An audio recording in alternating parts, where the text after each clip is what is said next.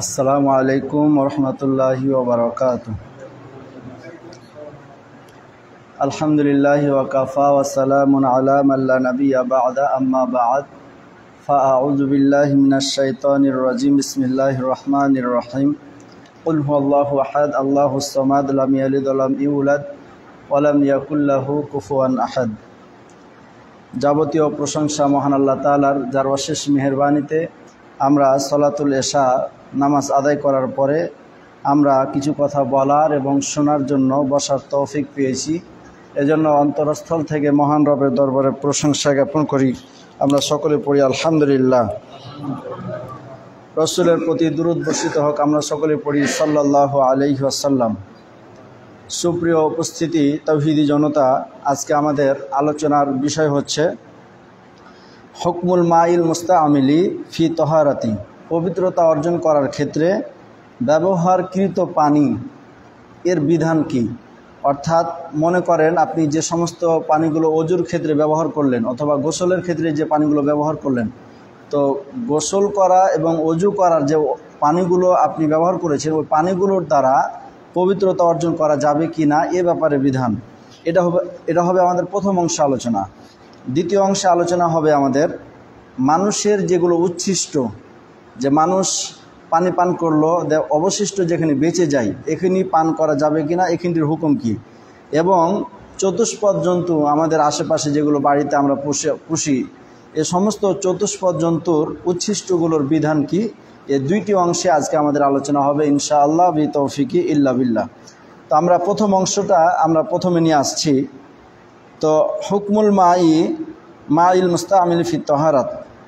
আল মাউল মুস্তাআমিলু ফি তাহারাত, পবিত্রতা অর্জন করার ক্ষেত্রে ব্যবহৃত পানি কাকে বলে? ব্যবহৃত পানি বলা হয় কাল মাইল মুনফাসিলি আন আদাইল মুতাওয়াদ্দি ওয়াল মুগতাসিলি, যে একজন ব্যক্তি গোসল করেছে অথবা একজন ব্যক্তি অজু করেছে, অজু করার পরে ওই যে পানিটা তার ধৌত করার সময় তার অঙ্গ থেকে যে পানিগুলো প্রবাহিত হয়েছে ওই প্রবাহিত পানিগুলোকে বলা হয় ব্যবহারকৃত পানি। এটা হচ্ছে এ ব্যাপারে ওলামায়ে কেরামের বক্তব্য হচ্ছে তাহিরুন মুতাহিরুন, এটা নিজে পাক এবং অপরকেও পবিত্রতা করতে পারে, লিগাইরিহি ও অন্যকে পবিত্রতা করতে পারে, আলা সহিহি সহি কওল অনুযায়ী। যদিও আমরা যদি হানাফি মাযহাবের কিতাবগুলো দেখি, বিশেষ করে নুরুল ইজা, মুখতাসারুল কুদরি ইত্যাদি হানাফি মাযহাবের ফতোয়ার কিতাবগুলো যদি দেখি তাহলে আমরা প্রতীয়মান হব তিনাদের কাছে পানি হচ্ছে মোট 5 প্রকার। প্রথম প্রকার হচ্ছে মায়ে মুতলাক, 2 নম্বর মায়ে মুস্তামাল। তো মায়ে মুস্তামাল এমন পানি যে পানিটা নিজে পাক কিন্তু অপরকে পবিত্রতা করতে পারে না, এটা হচ্ছে হানাফি মাযহাবের কথা। কিন্তু আহলে হাদিস বলেন, অন্য মাযহাবের ফুকাহায়ে কেরামদের মতামত বলেন, এদের বক্তব্য হলো সঠিক ফতোয়া এটাই যে অজু করার পরে যে অজুর অঙ্গগুলো ধৌত করার দ্বারা যে সমস্ত পানিগুলো উচ্ছিষ্ট হয় বা অবশিষ্ট হয় এ সমস্ত পানিগুলোর দ্বারা পবিত্রতা অর্জন করতে পারবে। ওই নিজে যেমন পবিত্র এবং আরেকজনকে পবিত্র করতে পারবে, এরকম তার ক্ষমতা আছে। ইয়ারফাউল হাদাসা ওয়া ইয়াজিলুল নাজাসা, এগুলোর দ্বারা ছোট নাপাকি বড় নাপাকি, যেটা অজু ভেঙে যাওয়ার কারণে হয়, গোসল ফরজ হওয়ার কারণে হয়, এ সমস্ত কিছু হাদাস দূর করা যাবে।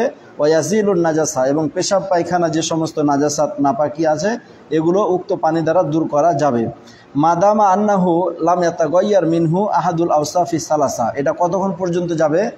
এটা অতক্ষণ পর্যন্ত যাবে যতক্ষণ পর্যন্ত, গতকালকে বলেছিলাম যে একটা পানির 3টি গুণ থাকে, ওই 3টি গুণের যে কোনো একটি গুণ যতক্ষণ পর্যন্ত থাকবে, মানে গুণ যতক্ষণ পর্যন্ত তার অবশিষ্ট থাকবে ততক্ষণ পর্যন্ত ওই পানিটা পবিত্র থাকবে। 3টি গুণের কথা বলেছিলাম কি? 1 নম্বর হলো আর রাহাতু, মানে তার গন্ধ, 2 নম্বর আর তাআম, তার স্বাদ, আর 3 নম্বর হচ্ছে আল্লাউনু, মানে তার রং বা কালার। দালিলু তাহারাতিহি, ব্যবহারকৃত পানি যে পবিত্র এ সম্পর্কে দলিল কি? এবার সম্পর্কে দলিল হচ্ছে আন্নান নাবিয়্যা সাল্লাল্লাহু আলাইহি ওয়াসাল্লাম কানা ইজা তাওয়াজ্জা কাদু ইয়াক্তাতিলুনা আলা উদুইহি, আল্লাহ রাসূল সাল্লাল্লাহু আলাইহি ওয়াসাল্লাম যখন অজু করতেন সাহাবায়ে কেরাম তখন ওই অজুর পানিগুলো নেওয়ার জন্য হামাগুড়ি দিয়ে পড়তেন। মানে আল্লাহ রাসূল সাল্লাল্লাহু আলাইহি ওয়াসাল্লাম অজু করতেন, অজু করার পরে যে পানিগুলো পড়তো শরীর থেকে বয়ে বয়ে, ওই পানিগুলো গ্রহণ করার জন্য সাহাবায়ে কেরাম সবাই ওই হামাগুড়ি দিয়ে পড়তেন যে আমি নিব, এরকমটা চিন্তাভাবনা তিনারা করতেন। ওয়ালি আন্নাহু সাব্বা আলা জাবিরিন, আরেকটা হাদিসের মধ্যে পাওয়া যায় ওয়ালিআন্নাহু সাল্লাল্লাহু আলাইহি ওয়াসাল্লাম সাব্বা আলা জাবিরিন মিন ওয়াদাইহি ইজ কানা মারিদন। যখন জাবের রাদিয়াল্লাহু তাআলা আনহু অসুস্থ হয়েছিলেন সে সময়ে আল্লাহ রসুল সাল্লাল্লাহু আলাইহি ওয়াসাল্লামের অজু করা যে পানিগুলো ছিল ওই অজু করার পানিগুলো ওই জাবের রাদিয়াল্লাহু তাআলা আনহুর শরীরে ঢেলে দিয়েছিলেন। তাহলে ওয়ালাউ কানা নাজাসান, তার মানে এই দুইটা হাদিস থেকে প্রতীয়মান হয় যে অজু করার দ্বারা যে পানি যদি নাপাক হয়ে যেত তাহলে সাহাবায়ে কেরাম উক্ত পানিটা ব্যবহার কাজে লাগাতো না। এটাও প্রমাণ পাওয়া যায় যে অজু করার দ্বারা পানিগুলো যদি নাপাক হতো তাহলে জাবের রাদিয়াল্লাহু তাআলা আনহুর শরীরে ঢেলে দিয়ে জাবের রাদিয়াল্লাহু তাআলা আনহুর শরীরে পানিগুলো ঢালতেন না যদি নাপাক হয়ে যেত। তো নাপাক যেহেতু নয় এজন্য শরীরে আল্লাহ রসুল সাল্লাল্লাহু আলাইহি ওয়াসাল্লাম দিয়েছিলেন। ওয়ালাউ কানা নাজাসান লাম ইয়াজুজ ফিলু জালিকা, যদি অজু করার দ্বারা ওই পানিগুলো নাপাক হয়ে যেত তাহলে এটার দ্বারা এই কাজটা আল্লাহ রসুল সাল্লাল্লাহু আলাইহি ওয়াসাল্লাম করতেন না। লিআন্না নাবিয়্যা সাল্লাল্লাহু আলাইহি ওয়াসাল্লাম ওয়া আসহাবুহু ওয়া নিসাউ কানু ইয়াতাওয়াদ্দাউনা ফিল আকদাহি ওয়াল আতুরি ওয়া ইয়াগতাসিলুনা ফিল ফিজানি ওয়া মিসলা হাজা। কেননা নবী সাল্লাল্লাহু আলাইহি ওয়াসাল্লাম এবং সাহাবায়ে কেরাম এবং আল্লাহ রসুল সাল্লাল্লাহু আলাইহি ওয়াসাল্লামের স্ত্রীগণ কানু ইয়াতাওয়াদ্দাউনা, তিনারা ওযু করতেন, ফিল আকদাহি ওয়াল আতুরি, তিনারা ওযু করতেন বালতি, আমরা যেটা এখন সচরাচর ব্যবহার করে থাকি বালতি, অথবা যে গামলা আছে বড় গামলা, এই গামলাগুলোতে আল্লাহ রসুল সাল্লাল্লাহু আলাইহি ওয়াসাল্লাম এবং আল্লাহ রসুলের সহধর্মিনী স্ত্রীগণ তিনারা ওই গামলাগুলোতে একসাথে গোসল করেছেন, একসাথে ওযু করেছেন।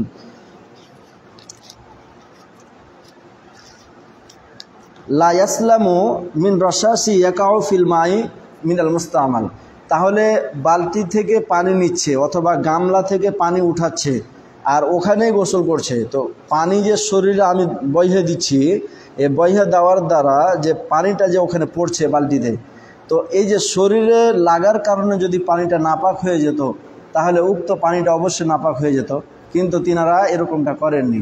মানে শরীরে ঢালছি, ওই শরীরের পানি আবার ছিটে ছিটে বালতিতে পড়েছে, তার মানে এটাই প্রমাণ পাওয়া যাচ্ছে যে নাপাক নয়। যদি নাপাক হতো তাহলে আল্লাহ রসুল এরকমটা করতেন না। লিকাউলিহি সাল্লাল্লাহু আলাইহি সাল্লাম লি আবি হুরায়রা ওয়া ক্বাদ কানা জুনুবান, আল্লাহ রসুল সাল্লাল্লাহু আলাইহি সাল্লাম একদিন আবু হুরায়রাকে বলছেন যে বাড়ির বাইরে এক জায়গায় দাঁড়িয়েছিলেন, এমন সময় আল্লাহ রসুল সাল্লাল্লাহু আলাইহি সাল্লাম আবু হুরায়রার হাত ধরে নিয়ে মোড় পর্যন্ত নিয়ে গেলেন। মোড় পর্যন্ত নিয়ে গিয়ে আল্লাহ রসুল একদিন গল্প করা শুরু করলেন। তো গল্প করছেন এমন সময় আবু হুরায়রা রাদিয়াল্লাহু তাআলা আনহু কিন্তু তখন জুনুবি অবস্থায়, জুনুবি মানে স্ত্রী সহবাস করার পরে যে শরীরের অবস্থা হয় সে অবস্থায় আছেন। তো এমন সময় আবু হুরায়রা রাদিয়াল্লাহু তাআলা আনহু চিন্তা করলেন যে এরকম অবস্থায় যদি আমি থাকি তাহলে আল্লাহ রসুলের উপরে কখন ওহী নাজিল হয়, তো আমি যদি থাকি তো একটা সমস্যা দেখা দিচ্ছে। তো সে কিন্তু আল্লাহ রসুলকে না বলেই বাড়ি চলে গেছে, বাড়িতে গিয়ে গোসল টোসল করেছে, গোসল করার পরে এবার আসছে। তো আল্লাহ রসুল সাল্লাল্লাহু আলাইহি ওয়াসাল্লাম বলছে, আবু হুরায়রা তুমি কোথায় গেছিলা? তো বলছি, ইয়া রাসূলুল্লাহ, আমি তো এরকম অবস্থায় ছিলাম, এখন আমি নাপাক অবস্থাতে আপনার সামনে থাকাটা এটা কেমন যেন আমার মনে করছে, তো এটাকে আমি ভালো মনে করছি না, সেজন্য আমি গোসল করতে গেছিলাম।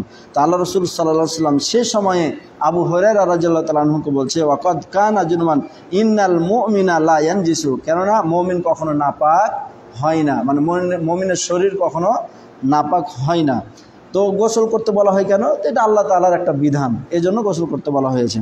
ওয়াইজা কানা কাজালিকা ফাইনাল মা লা ইয়াফকাদু তুহুরিয়াতুহু বিমুজারাদি মুমাসাতাহু, যে ফাইজা কানা কাজালিকা ফাইনাল মা, কেননা ওই পানিটা লা ইয়াফকাদু তুহুরিয়াতুহু বিমুজারাদি মুমাসাতিহি, যে শুধু শরীরে লাগানোর দ্বারাই মূলত পানিটা কি হয়ে যায় না, নাপাক হয়ে যায় না। তাহলে আমরা এখান থেকে প্রতীয়মান হলাম, প্রথম মাসালা থেকে এটা প্রতীয়মান হলাম যে মানুষের যে অজু করার দ্বারা, অজু করার সময় যে অঙ্গগুলো ধৌত করা হয়, ওই উক্ত অঙ্গগুলো ধৌত করার দ্বারা মূলত ওই পানিটা নাপাক হয়ে যায় না। ও পানিটা ব্যবহার, কেউ যদি খেতে চায় খেতে পারবে, কেউ যদি আরও অন্য কোনো কাজে ব্যবহার করতে চায় তাহলে ব্যবহার করতে পারবে, কোনো সমস্যা নাই। আরেকটা হাদিসের মধ্যে পাওয়া যায় যে অজুর শেষে যে অবশিষ্ট যে পানিটা থাকে, অজুর শেষে অবশিষ্ট পানিটা যদি কোনো মানুষ পান করে, হাদিসের মধ্যে আসছে কোনো মানুষ যদি পান করে তাহলে ওইখানে বরকত রয়েছে, সে পান করতে পারবে এবং বরকতান হিসেবে আল্লাহর নাম নিয়ে সে পানি পান করতে পারবে। অনেক বালা মুসিবত বা অসুখ, শারীরিক অসুখ দূরীভূত হওয়ার সম্ভাবনা আছে ইনশাআল্লাহ, আল্লাহ হয়তো ভালো করে দিবেন ইনশাআল্লাহ। এবার আসি আমাদের দ্বিতীয় মাসালা। দ্বিতীয় মাসালাটা কি? মানুষের উচ্ছিষ্ট পাক কি না পাক এ সম্পর্কে, এবং চতুষ্পদ জন্তুর উচ্ছিষ্ট পাক কি না পাক। উচ্ছিষ্ট তো বুঝি, মানে এক গ্লাস পানি নিয়ে ওখান থেকে হাফ গিলাস পান করেছে আর হাফ গিলাস অবশিষ্ট আছে, এই অবশিষ্ট থাকাটাকে বলা হয় উচ্ছিষ্ট। আর সুরু মানে হলো উচ্ছিষ্ট, অহুয়া মা বাকিয়া ফিল এডাই বাদা সুরবি শারিবি মিনহু।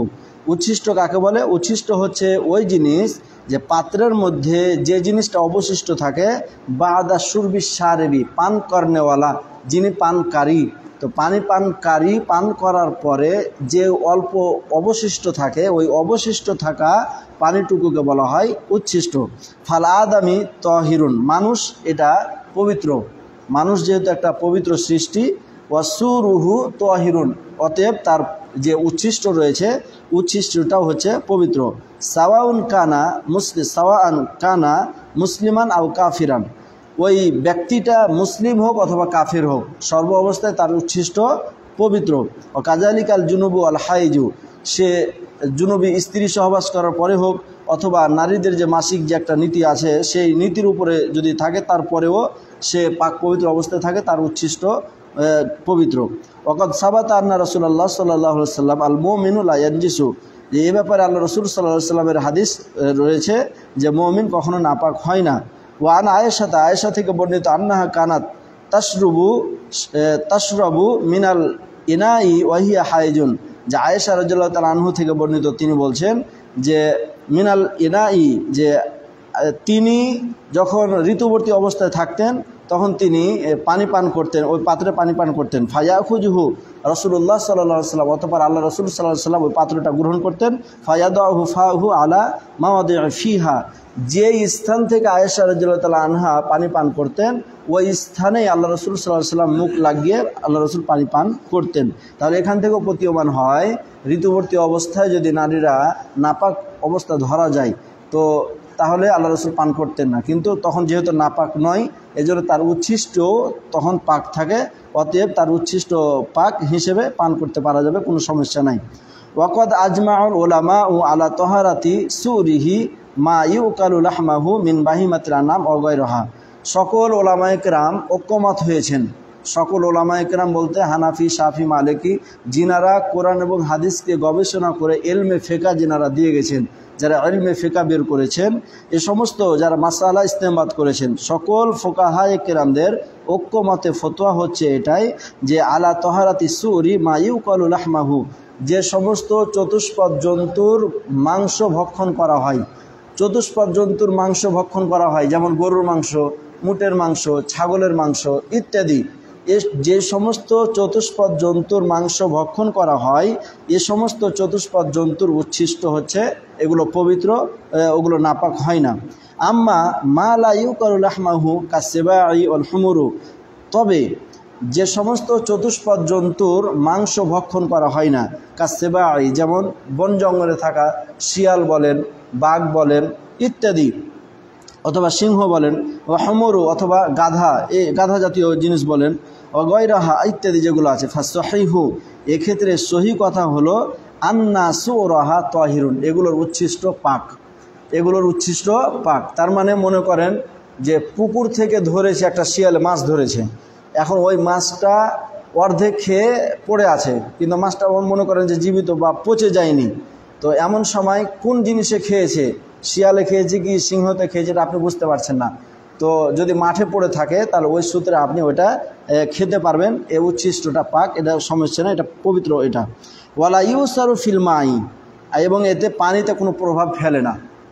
মাঠে এক জায়গায় পানি আছে, ওখান থেকে আপনার চতুষ্পদ জন্তুতে অথবা সিংহে পানি পান করেছে, তাহলে ওই পানি পান করার দ্বারা পানির মধ্যে যে কোনো প্রভাব ফেলবে এরকমটা ফেলেন না। বিখাসাতিন, বিশেষ করে ইজা কানাল মা ও কাসিরান, যখন প্রচুর পরিমাণে পানি হবে তখন এটা। তাহলে আমরা গতকালকে বলেছিলাম যে প্রচুর পানি মানে বেশি পানির আধিক্যতা কাকে বলে, 2 কুল্লাতাইন অর্থাৎ 160 কিলোগ্রাম, অর্থাৎ 160 কেজি যদি পানি এক জায়গাতে থাকে তাহলে ওটাকে আকসার অর্থাৎ বেশির দিকে ধরা হয়। সে সূত্রে যদি এক জায়গাতে কোনো বাঘ যদি পানি পান করে থাকে অথবা আরও কোনো হিংস্র প্রাণী যদি পানি পান করে থাকে তাহলে সেক্ষেত্রে ওটা নাপাক হবে না, ওটা পবিত্রতায় অবস্থাতেই থাকবে। আম্মা ইজা কানাল মাউ কলিলান, তবে যদি পানি কম হয়, 160 কেজির কমে আছে এরকমটা যদি হয়, ও তাগায়ুর বিসাবাবি সুরবিহা, আর পানি পান করার দ্বারা যদি তার কালারটা নষ্ট হয়ে যায়, যে 3টা গুণ আছে এটা যদি নষ্ট হয়ে যায়, ফাইন্নাহু ইয়ানজুসু, তাহলে এক্ষেত্রে নাপাক হয়ে যাবে, ওটা আর তখন ব্যবহার করা যাবে না। দালিলু জালিকা, এক্ষেত্রে দলিল হচ্ছে আল হাদিসুস সাবেক, পূর্বের যে হাদিসটা, ওফিহি, তাতে বলা হয়েছে আন্নাহু রাসূলুল্লাহ সাল্লাল্লাহু আলাইহি সাল্লাম সুইলা আনিল মাই, আল্লাহ রাসূল সাল্লাল্লাহু আলাইহি সাল্লাম পানি সম্পর্কে জিজ্ঞাসিত হলেন। তিনি তখন বলেন অমা ইয়ানুবুহু মিনা দাওয়াবি, যে এমন পানি যেখানে চতুষ্পদ জন্তুতে সেখানে পান করে নিয়েছে, অসেবাই, এবং হিংস্র প্রাণীতে পান করেছে। ফাকওয়ালা, তখন আল্লাহ রাসূল সাল্লাল্লাহু আলাইহি সাল্লাম উত্তরে বললেন ইজা বালাগাল মা ও, পানি যখন কুল্লা তাইন, 2 কুল্লা অর্থাৎ 160 কেজি পরিমাণ যখন পৌঁছিবে, বি নাজাসাতিন সুরিহি, যখন পৌঁছিবে, লাম ইয়াহমাল খবেসা, তখন ওটাকে নাপাক করতে পারে না। ও কওলিহি সাল্লাল্লাহু আলাইহি সাল্লাম, আল্লাহ রাসূল সাল্লাল্লাহু আলাইহি সাল্লাম ফিল হিররাতি, এবার বিড়ালের ব্যাপারে বলছেন যে বিড়াল যদি পানি পান করে না, যেহেতু আমরা সচরাচর সবাই বাড়িতে বিড়াল পুষে থাকি, তাহলে বিড়াল যদি গিলাসে অথবা প্লেটে অথবা বালতিতে মুখ দিয়ে যদি বিড়াল পানি পান করে নেয়, তাহলে সেক্ষেত্রে কি হবে? এক্ষেত্রে আল্লাহ রাসূল সাল্লাল্লাহু আলাইহি সাল্লাম বলছেন ওয়াকাদ শারিবাত মিনাল এনাই, সে যদি পানি পান করে নেয়, ইন্নাহা লাইসাত বিনাজাসাতিন, তাহলে এটা নাপাক নয়। ইন্নামা হিয়া মিনাত তাওয়াফিন আলাইকুম ওয়া তাওয়াফাত, যে বিড়ালটা এমন একটা সৃষ্টি যেটা তোমাদের আশেপাশে মূলত এটা চলাফেরা করে, অতএব এটার দ্বারা যদি নাপাক সাব্যস্ত করা হয়, তাহলে মানুষের জীবন চালাটা খুব কঠিন হয়ে যাবে। কারণ ও তো মুখ দিবেই, এটা তো আশ্চর্যের কিছু নাই। তাহলে ওরটা যদি ওর মুখ দেওয়াটা, উচ্ছিষ্টটাকে যদি নাপাক বলে ঘোষণা দেওয়া যায়, তাহলে মানুষের জন্য জীবন পরিচালনা করা খুব কঠিন হয়ে যাবে। এজন্য আল্লাহ রাসূল বলছেন লিআন্নাহু ইয়াশুক্কু তাহাররুজু মিনহা ফিল গালিব, অধিকাংশ ক্ষেত্রে যেহেতু চলাফেরা করে, এক্ষেত্রে তখন তাকে নির্ণয় করাটা কঠিন হয়ে যাবে। ফালাউ কুলনা বিনাজাসাতি সুরিহা, যদি আমরা বলি এটা নাপাক, উজু বিগসলিল আসিয়া, তখন সমস্ত জিনিস ধৌত করাটা তখন ওয়াজিব হয়ে যাবে। যেহেতু নাপাক, তাহলে আপনার গিলাস ধৌত করা, বালতি ধৌত করা অথবা প্লেট ধৌত করা, এটা আমাদের জন্য কঠিনকর হয়ে যাবে। এজন্য আল্লাহ রাসূল সাল্লাল্লাহু আলাইহি সাল্লাম বলছে এটা পাক, এটা নাপাক নয়। এবার আসি আম্মা সুরিল কালবি ফাইন্নাহু নাজাসুন, কুকুরে যদি মুখ দিয়ে দেয়, এবার কুকুরে যদি মুখ দিয়ে দেয় অথবা যেটা শুকুর বলে থাকি, সোর যেটাকে বলে থাকি, এরকম যদি এগুলোতে যদি মুখ দেয়, তাহলে কি হবে? এক্ষেত্রে ফতোয়া হচ্ছে আম্মা সুরুল কালবি, কুকুরে যদি মুখ দেয়, ফাইন্নাহু নাজাসুন, তাহলে এটা নাপাক, এটা নাপাক হয়ে যাবে। কাজালিকাল খানাজির, খিনজিরের মানে ওই আপনার কালো খাসি যেটাকে বলে, এটাকে বলা হয় খানাজির, আরবিতে বলা হয় খিনজির। তো আম্মাল কালবু ফাআন আবি হুরায়রা রাদিয়াল্লাহু তাআলা আনহু, কুকুরের ব্যাপারে আবু হুরায়রা থেকে হাদিস বর্ণিত এসেছে, তিনি বলছেন যে আন্না রাসূলুল্লাহ সাল্লাল্লাহু আলাইহি ওয়াসাল্লাম কল আত-তুহুরু ইনাউ আহাদিকুম ইজা ওয়ালাগা, তোমাদের কারো পবিত্র পাত্রে যখন কুকুরে মুখ দিবে বা চেটে দিবে, ফিহিল কালবু আয়াগসিলাহু সাবআ মারাতিন, তাহলে সেটাকে যেন 7 বার ধৌত করে। তাহলে কোনো একটা পাত্রে যদি কুকুরে মুখ দেয়, তাহলে সেই পাত্রটাকে 7 বার ধৌত করতে হবে। ও আউয়ালান হুন্না বিতুরাব, এবং প্রথমে অথবা শেষে, অন্য হাদিসের মধ্যে শেষের কথা আসছে, প্রথমে অথবা শেষে তখন মাটি দিয়ে সেটাকে মাজবে। তাহলে একটা পাত্রে, প্লেটে হোক অথবা বালতিতে হোক, যে কোনো একটা পাত্রতে যদি কুকুরে মুখ দেয়, তাহলে সেক্ষেত্রে নিয়ম হচ্ছে যে 7 বার ধৌত করতে হবে। 8ম বারের বেলা তখন মাটি দিয়ে সেটাকে সুন্দর করে মাজতে হবে। আম্মাল খিনজিরি, এবার শুকুর যদি হয়, তাহলে সেক্ষেত্রে ফতোয়া হচ্ছে ফালি নাজাসাতুহু, এটা হচ্ছে নাপাক, মানে সে নিজেই নাপাক, শুকুর ওই নিজেই নাপাক। অখবসুহু, এবং তার উচ্ছিষ্ট যেগুলো রয়েছে এগুলো সবই নাপাক। হ্যাঁ, ফাইন্নাহু রিজসুন, কারণ কোরআনের সূরা আনাম 145 নম্বর আয়াতে বলা হয়েছে এটা হচ্ছে নাপাক। তাহলে খিনজিরের ব্যাপারে কথা হচ্ছে এই নিজেই পাক, অতএব এখানে শরীরে লাগলেও পাক হয়ে যাবে, কাপড়ে লাগলেও পাক হয়ে যাবে, যে পাত্রে সে মুখ দিবে সেটাও নাপাক হয়ে যাবে। তাহলে কাপড়ও নাপাক হয়ে যাবে, জিনিসপত্রে যদি মুখ দেয় তাহলে সেক্ষেত্রেও জিনিসপত্রটাও নাপাক হয়ে যাবে। আর কুকুর যদি হয়, তাহলে কুকুরের ক্ষেত্রে বক্তব্য হলো যে ওটাকে 7 বার ধৌত করতে হবে, 8ম বারের বেলা মাটি দিয়ে মাজতে হবে। আর যদি বিড়াল হয়, তাহলে বিড়ালের ক্ষেত্রে বক্তব্য হলো যে সেটা নাপাক নয়, এটা পাক থাকে। ইহা ছাড়া চতুষ্পদ জন্তু আমরা যেমন গরু, আমরা মহিষ, ছাগল পুষে থাকি, এগুলোর উচ্ছিষ্ট পাক, এগুলো পবিত্র। তাছাড়া বন জঙ্গলে যেগুলো থাকে, বাঘ বলেন, শ্রীগাল বলেন, এগুলো যদি পানি পান করে নেয়, তাহলে সেটা যদি কালার নষ্ট হয়ে যায় তাহলে সেক্ষেত্রে নাপাক, আর যদি কালার নষ্ট না হয়, পানির প্রচুরতা থাকে, তাহলে সেটা পাক হিসেবে ধরা হয়।